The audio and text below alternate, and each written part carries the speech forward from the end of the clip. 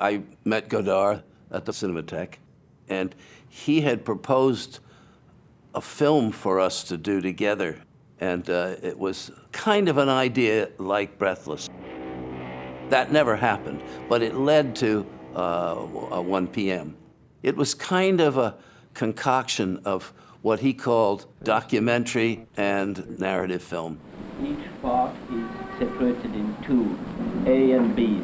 Yeah. A is, let's call it reality, and B, fiction or documentary and acting or, He decided that things that I would normally maybe consider documentary, he would flip them and consider that narrative.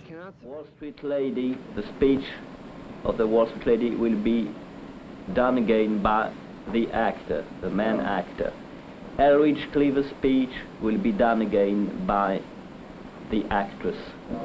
The Jefferson Airplane speech, or whatever they are doing, will be done again by both actress and actor. It didn't make any sense as far as I was concerned, but that was cool. I mean, I liked the idea of just seeing what he would tell us to do. You know, there was about 5 or 6 French filmmakers all making basically the same films, over and over again. And he always wanted to break away from that, I think. Godard said that Breathless was a kind of documentary about Belmondo and Seberg.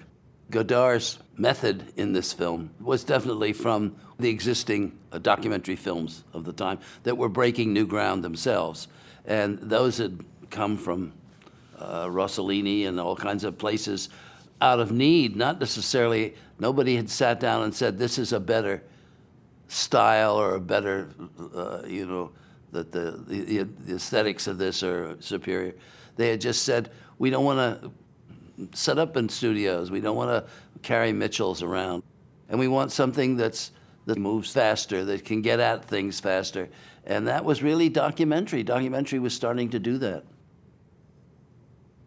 And Godard took it in the sense that he used it in a narrative film. And he got away with it because it was so deftly done. It was so well done. And he had such kind of a smart way of doing it that it held up. Every once in a while, somebody comes along with a book or something that just is the next thing. And that was the next thing for me. When I started these films, we were guided by that open field running of what we considered to be documentary. I had a wind-up camera, a Cine Special, which I'd bought at a pawn shop. I had a tripod, but I didn't know how to use it, so I threw the tripod away. And I was doing everything with 100-foot rolls on a wind-up camera. I wanted the films I was making to be just like you tuck the camera out of the window of a car and just shot. It was real life coming at you, full speed, with no explanations. And that's, of course, what I see in Jean-Luc's film, because that's energy. There's no intellectual ferment in there.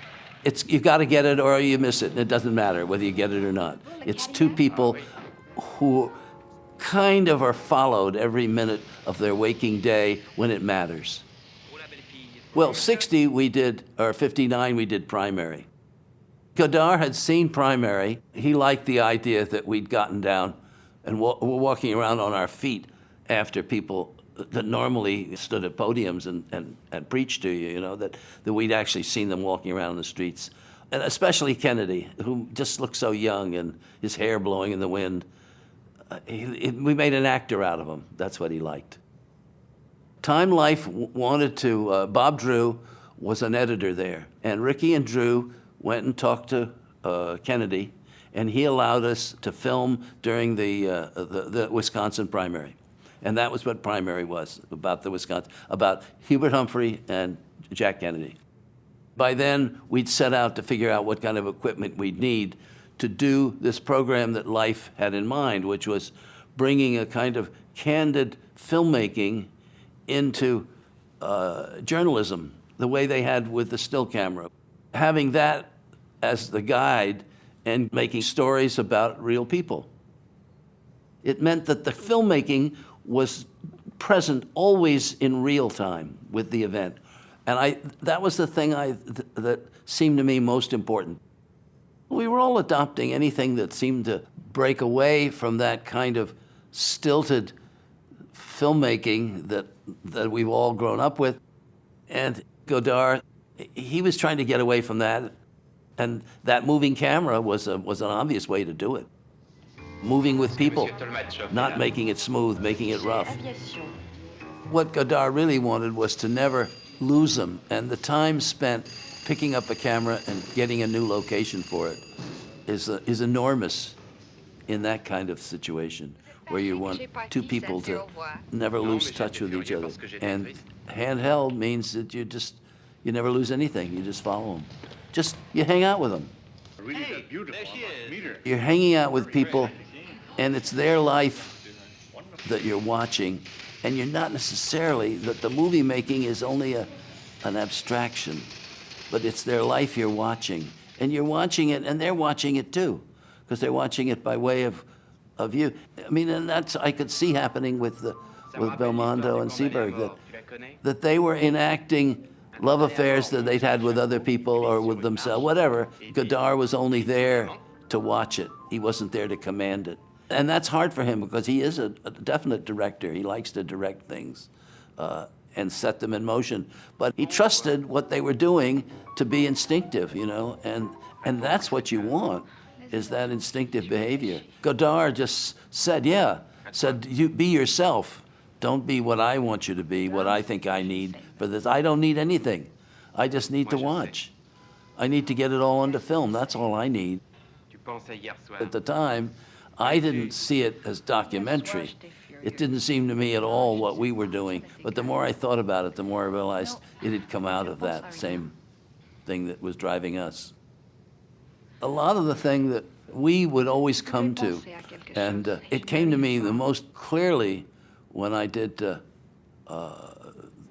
Monterey film, in which we had these performers on stage, and generally people had one or two cameras far back to get stage view, and we had no such camera.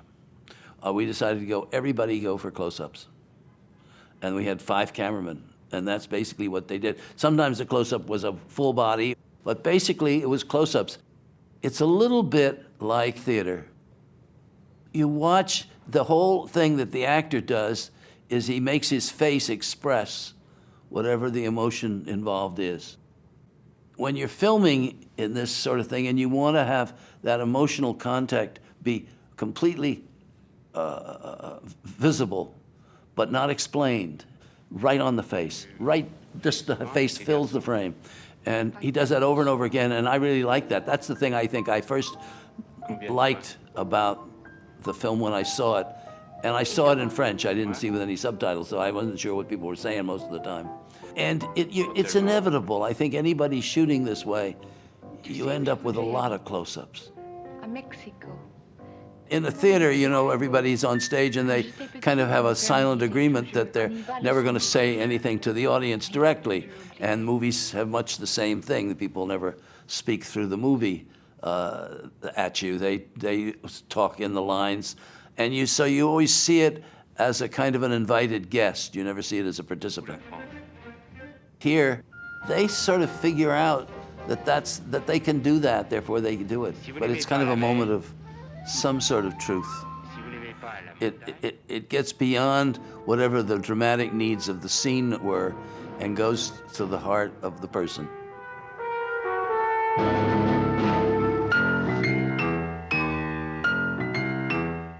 His film was so new that I think it took a long time for people to realize that it was new. It came in and went so fast, and everybody wasn't even sure what they'd seen, but they knew that if you could make films like that, they'd be easier to make. They'd be cheaper and easier to make.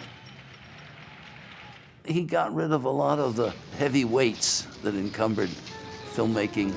He became the legend. If you ask anybody that came through that period, or even now, who the filmmaker was, the French filmmaker was, it's going to be Godard, always Godard.